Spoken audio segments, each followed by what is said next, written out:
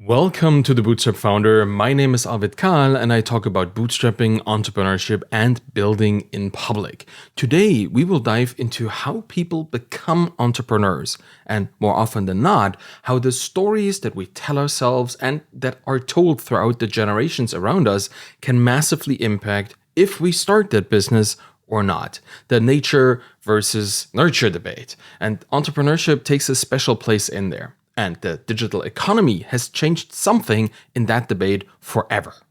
Before we get to that, let me thank the sponsor of this episode, Acquire.com. Imagine this. You're a founder who has built a solid SaaS product and you've acquired customers and that is generating consistent monthly recurring revenue. The problem is that you're not growing for whatever reason it may be, lack of focus, lack of skill, or just plain lack of interest in the business after such a long time and you feel stuck. What should you do? Well, the story that I would like to hear at this point is that you buckled down and somehow reignited that fire within. You got past yourself and the cliches around business and you start working on your business rather than in the business. You start building an audience and move out of your comfort zone and do sales and marketing and all these things. And 6 months later, you've tripled your revenue. Well, the reality is not that simple. Situations may be different for every founder who's facing this particular crossroad. But too many times, the story ends up being one of inaction and stagnation until the business that you own becomes less valuable or even worse, worthless. If you find yourself here, or your story is likely headed down a similar road, I offer you a third option. Consider selling your business on Acquire.com. Capitalizing on the value of your time is the smart move. Acquire.com is free to list and they've helped hundreds of founders already. Go to try.acquire.com/Arvid and see for yourself if this is the right option for you. And now let's talk nature versus nurture. Entrepreneurship is not something that we inherit or that's solely a matter of genetics. As a first-generation founder myself, I believe that it's profoundly influenced by the ideas and values that we adopt. When we closely examine how entrepreneurs are raised and what drives them, we begin to notice intriguing similarities that spark questions about where their entrepreneurial spirit really comes from. Is it an inherent trait that we are born with, or is it something that we develop and learn over time? In my view, entrepreneurship is not solely a genetic predisposition that's just passed down through families. That's too simple. The fact that we're seeing so many first-gen entrepreneurs in families that have been employees for decades, sometimes centuries, suggests something else. The entrepreneurial spirit that I see in people is a result of the ideas and narratives and values that we learn from those around us and the environments in which we grow up. And that's why we're seeing this explosion of entrepreneurship around us right now. Around us means so much more than what it meant just a few generations ago. In the past, most people were severely limited by the narratives repeated by their small social circles. They just didn't get around much and had only the same people around them. So whoever they were surrounded by was often their only source of stories about what a good life looks like. And often the opposite too. Horror stories and warnings and social taboos, well, they were all equally passed down through the stories that we tell each other. The smaller the group, the more homogeneous the stories. Renowned biologist Richard Dawkins introduced this concept of memes as thoughts and ideas that are transmitted from one generation to another. And memes, just like the way genes evolve, play a crucial role in shaping our perspectives and behaviors in a society.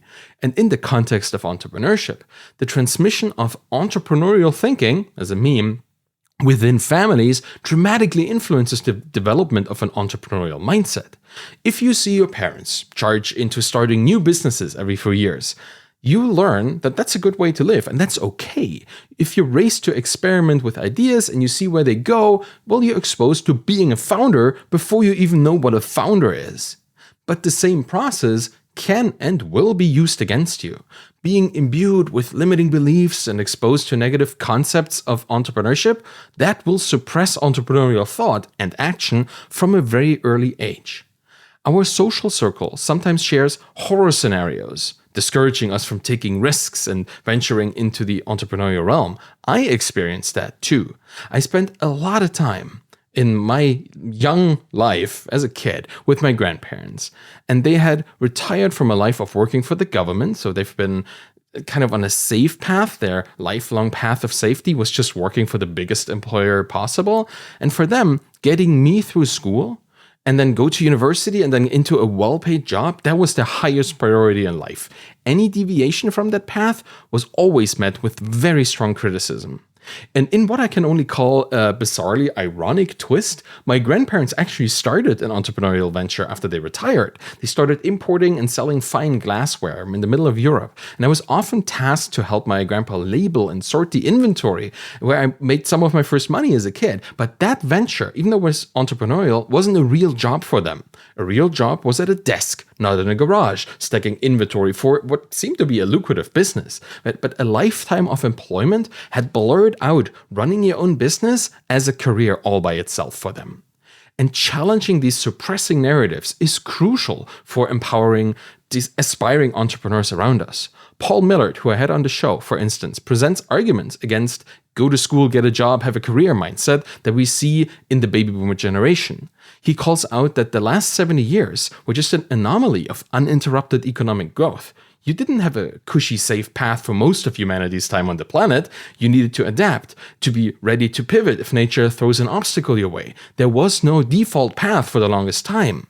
And I recognize this very strongly now that I've moved from Berlin to small-town Canada. I'm surrounded by farmers here mostly, and the resourcefulness and independence fostered among farmers compared to the people who worked in government all their life, the people here who've been required to adapt and plan for the long term and understand the value of investments, that is palpable in how people structure their lives.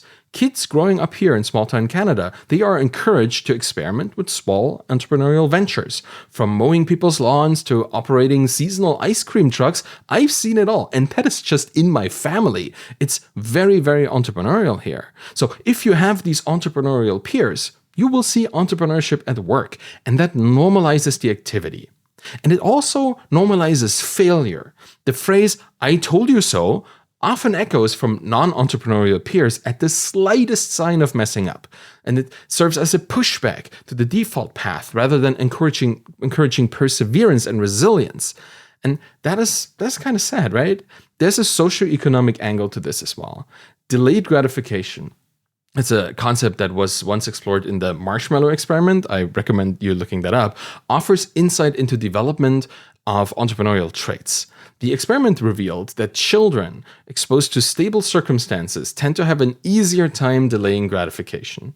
And this connection suggests that socioeconomic status plays a significant role in developing core traits associated with entrepreneurship, such as financial wisdom or sticking with the long-term vision and stability of expectation.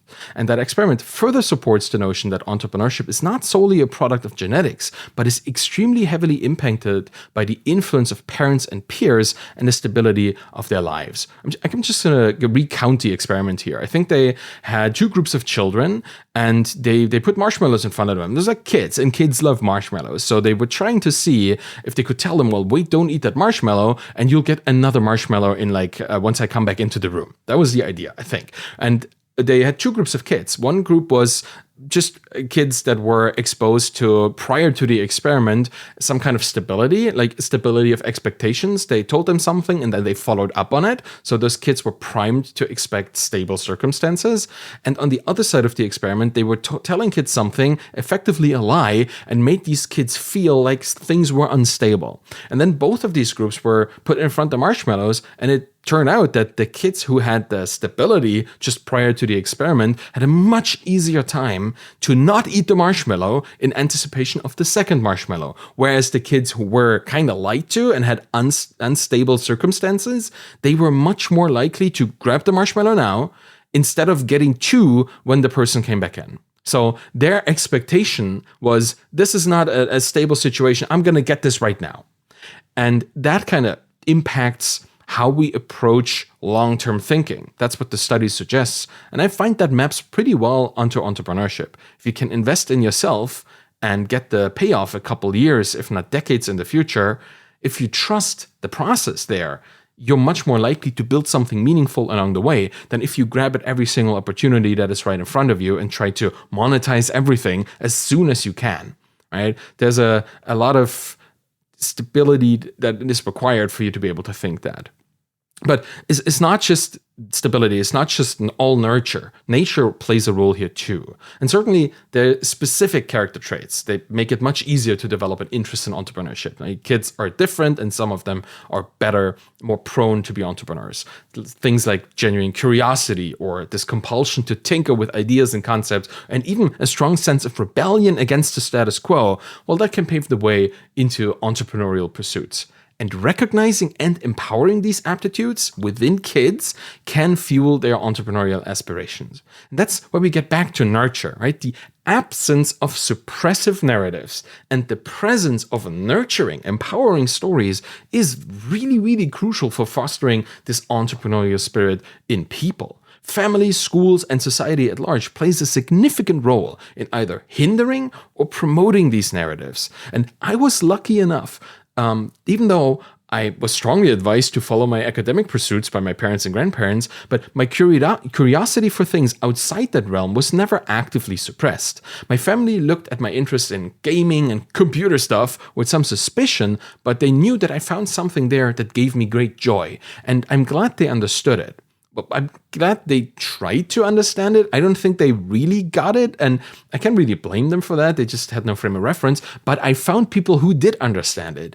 I found my fellow nerds, my people, on the internet. And I think that's the biggest change that we've experienced in the recent, 50, 60 years. Like in today's interconnected world, the power of the digital realm enables us to access stories beyond our immediate surroundings, beyond our families, beyond our circle of friends.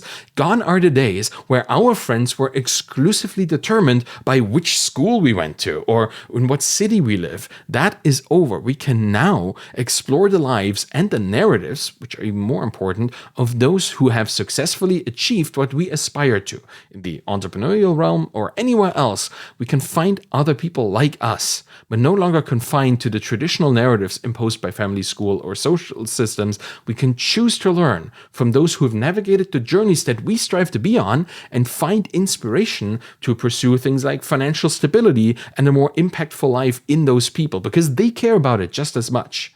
The influence of these diverse stories facilitated by the digital world that we dive into when we look at our screens carries more weight than genetic predisposition alone.